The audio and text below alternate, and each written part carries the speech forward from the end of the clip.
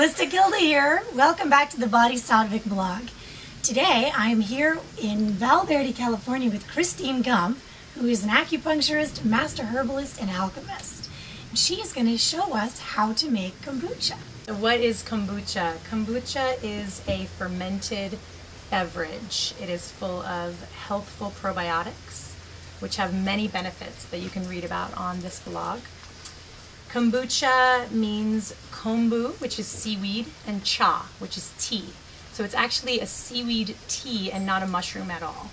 So the bacteria and yeast work together to create healthful probiotics in the drink itself. It will also do its own natural fermentation. So it's nice if you're trying to get off of soda. It's an awesome option because kombucha is like soda. You can flavor it in many different ways and get yourself a healthful fermented beverage. So what we have here, we have some of the components of kombucha, which are green tea, black tea, and sugar. The sugar is eaten up by the bacteria and the yeast, and that's where the healthful probiotics come in. So this is actually a second ferment where we've added lots of fruits and ginger to it, and this is drinkable. We just have to put it in these bottles so that they get nice and bubbly. So this is what it might look like after you've tapped your kombucha. The first step, however, is getting a SCOBY. How do you get a SCOBY? You can look online. There are places to order SCOBYs.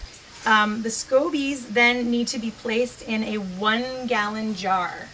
A pickle jar is an easy thing to get for that. We need to keep that jar very clean.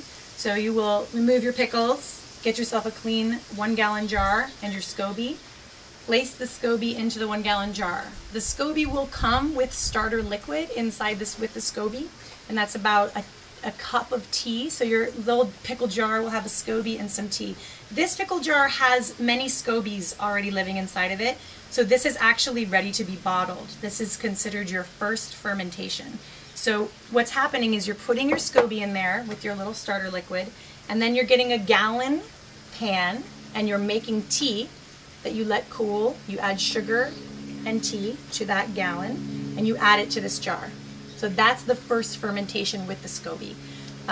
The exact proportions are a bit variable depending on the temperature of your environment and how you keep your SCOBY, where you keep your SCOBY.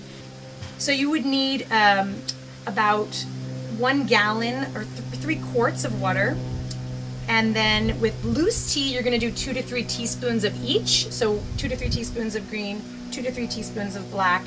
And then the sugar again is a bit variable, but you're going to go with about 2 cups of sugar in that 3 quarts of water with that loose tea. If you're using tea bags, it's like 5 to 7 tea bags of each black and green tea. Once you've made that starter tea, that's going to be the liquid that you're going to strain off and add to the 1-gallon pickle jar with the SCOBY inside. So you want to make sure that tea is cooled and has come to a boil. The water has to be very clean. You want to use filtered water, no pathogens in the water. Boil the water, have the tea sitting in the water, and then strain it all off once the tea has fermented in the water. When you add that starter liquid to the kombucha SCOBY, then you're just going to take a cloth, something breathable. I like to use natural materials. This is cotton, and a rubber band. Save your pickle jar lid though, because you may need it later for a SCOBY hotel, which is another story. The cloth is what's going to help the SCOBY breathe and create the symbiotic culture of bacteria and yeast that you want. One of the big questions about SCOBYs is what they're supposed to look like, because people don't want to drink it. They're afraid. It looks really crazy and weird. Crazy and weird is okay. They're going to look weird. They're going to look ugly. However, the most important thing that I've come to the conclusion of is when that SCOBY is being created on the top surface of the pickle jar and you check on it, it really should be white. That is a possibility. That's going to tell you that you have the most optimum balance of bacteria and yeast in your pickle jar.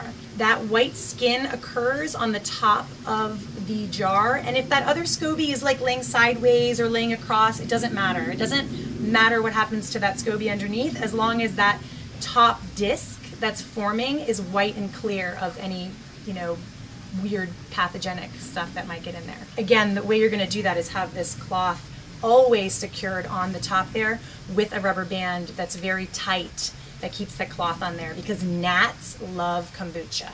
So you don't want any gnats in there. A happy place for a kombucha is a dark place. It just has to be in darkness for the most part. With that, the SCOBY will thrive as long as the temperature is somewhere between 73 and 85.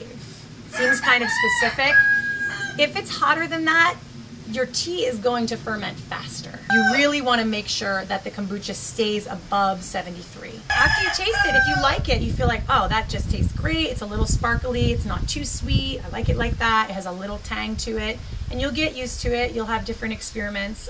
Ultimately, as long as your SCOBY is clear and there's no mold or residues of any kind on the top, then your SCOBY is healthful. And that being said, I've had friends who do this and go, oh my God, what is wrong with my SCOBY? There's all this brown stuff on the bottom. That's yeast. You want that stuff. That's the good stuff.